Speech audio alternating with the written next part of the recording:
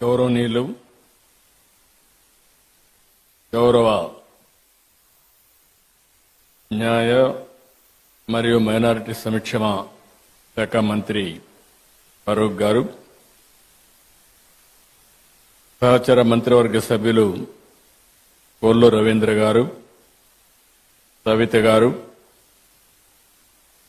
గౌరవనీయులు reverend bishop Jayarao గారు, గౌరవనీయులు Shri reverend Sajja Ratnakumar garu, Shri reverend U Joseph Ratnakar garu, reverend K Ravikumar గారు, రెవరెండ్ సిహెచ్ బుజ్జిబాబు గారు, రెవరెండ్ విజయ్ కుమార్ కొడాలి గారు,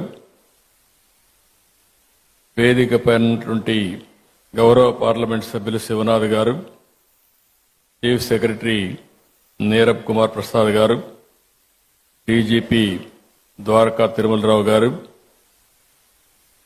విధాన మండలి చైర్పర్సన్ జకియా కానం గారు,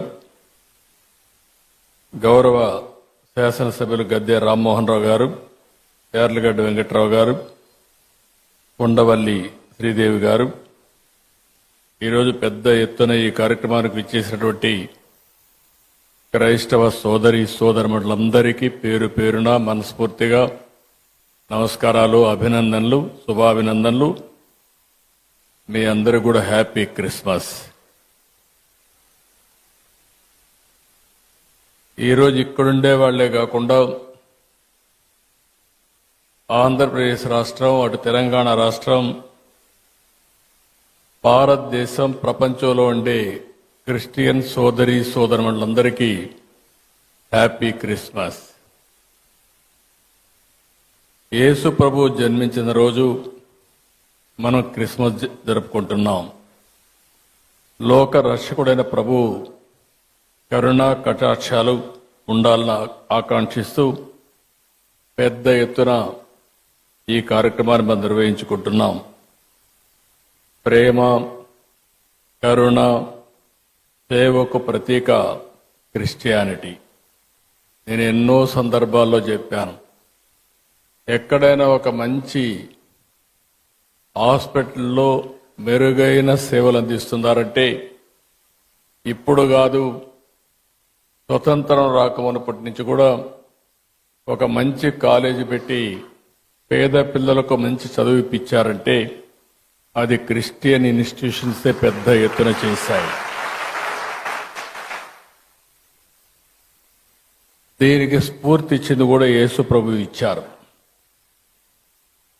పశువుల పాకలో పుట్టి గొర్రెల కాపరిగా పెరిగి నిరాడంబర చాటుకున్న ప్రజారక్షకుడు యేసు. నమ్మిన వారి కోసం బలిదానానికి సైతం వెనుకాడని క్రీస్తు గొప్పతనం ప్రతి ఒక్కరు కూడా ఉత్తేజాన్ని తీసుకోవాల్సిన అవసరం ఉంది. నేను ఎప్పుడు వచ్చినా మీతో మాట్లాడుతూ ఉంటే మీ ఉత్సాహం చూసినప్పుడు ఒక స్ఫూర్తిదాయకమైన సందేశాన్ని ఇక్కడి నుంచి పొందుతున్నాం. ఎల్లప్పుడూ కూడా మనందరం ప్రభు త్యాగాన్ని స్మరించుకోవాలి, శాంతి మార్గాన్ని అనుసరించాలి, ప్రేమతత్వాన్ని పెంచుకోవాలి, ఈర్ష్య ద్వేషాలు పరదొలాలి, అబద్ధం, లంచం వంటి పాపాలకు దూరంగా ఉండాలి.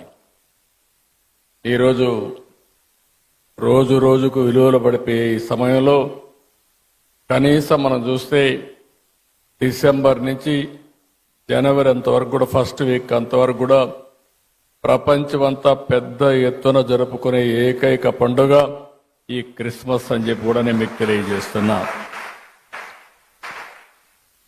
అందుకనే నేను కూడా మీరు ఒకసారి చూస్తే ఇప్పుడే కాదు, మొట్టమొదటిసారిగా నేను సమైక్య ఆంధ్రప్రదేశ్లో ముఖ్యమంత్రిగా ఉన్నప్పుడు గవర్నమెంట్ తరపున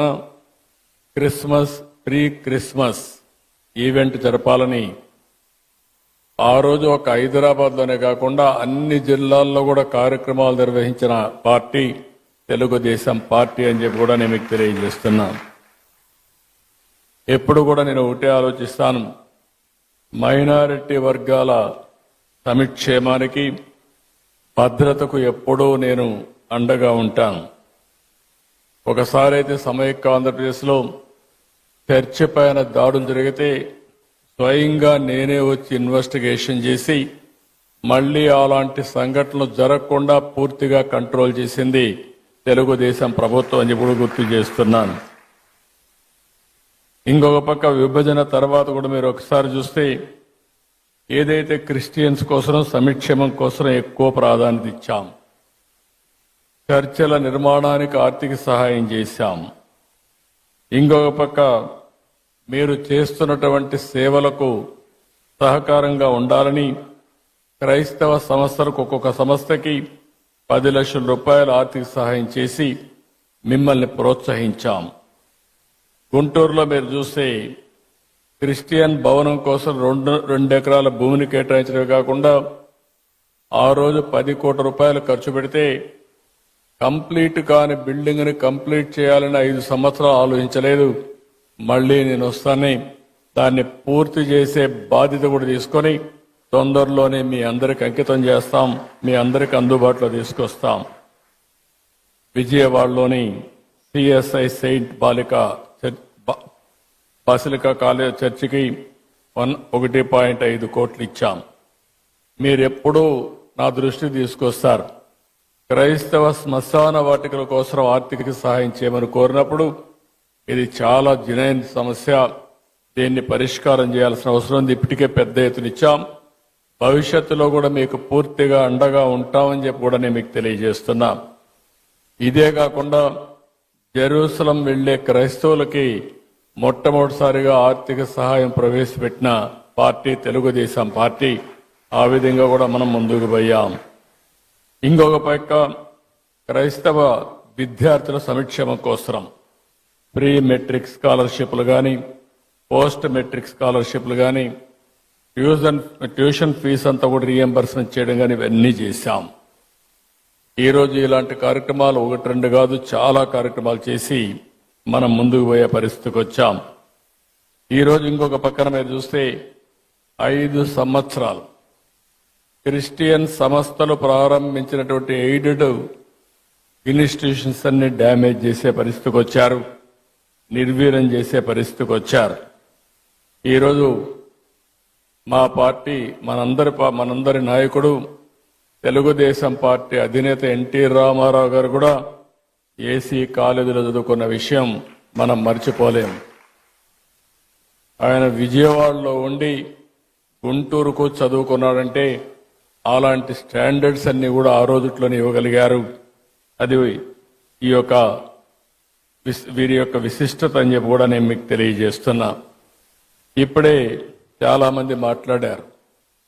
గడచిన 5 సంవత్సరాలుగా రాష్ట్రంలో మనం చూస్తే ఇది సందర్భం కాకపోయినా చెడును ఒకసారి ఆలోచించుకుని మళ్లీ చెడును జరగకుండా అందరికీ న్యాయం చేసే విధంగా ఈ ఎన్డీఏ ప్రభుత్వం, తెలుగుదేశం ప్రభుత్వం ముందుకు పోతామని మీ అందరికీ హామీ ఇస్తున్నా.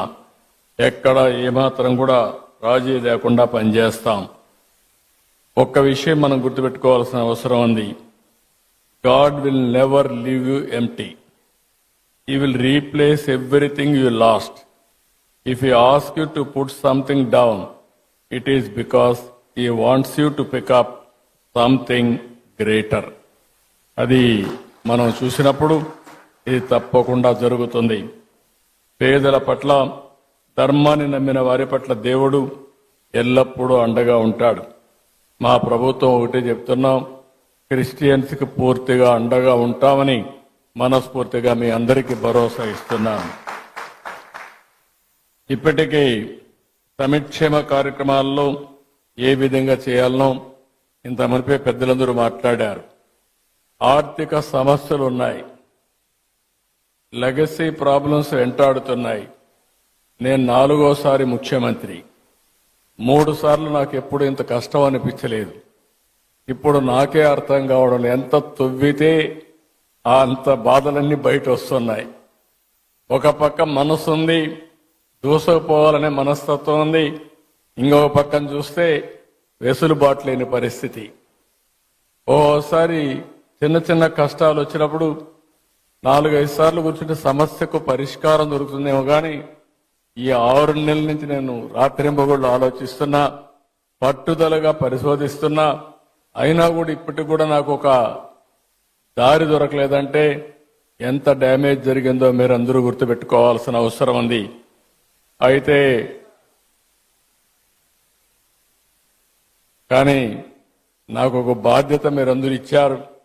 ఆ బాధ్యతతో తప్పకుండా ఎట్టి పరిస్థితిలో మళ్లీ పూర్వ వైభవం తీసుకొచ్చే వరకు వదిలిపెట్టనని చెప్పి కూడా మీ అందరికి హామీ ఇస్తున్నా. అందరికీ న్యాయం చేసేది నా విధానం. నన్ను చూశారు. ఏ ఒక్కరికి కూడా నేను ముఖ్యమంత్రిగా ఉన్నప్పుడు కానీ తెలుగుదేశం పార్టీ అధికారులప్పుడు జరగలేదు.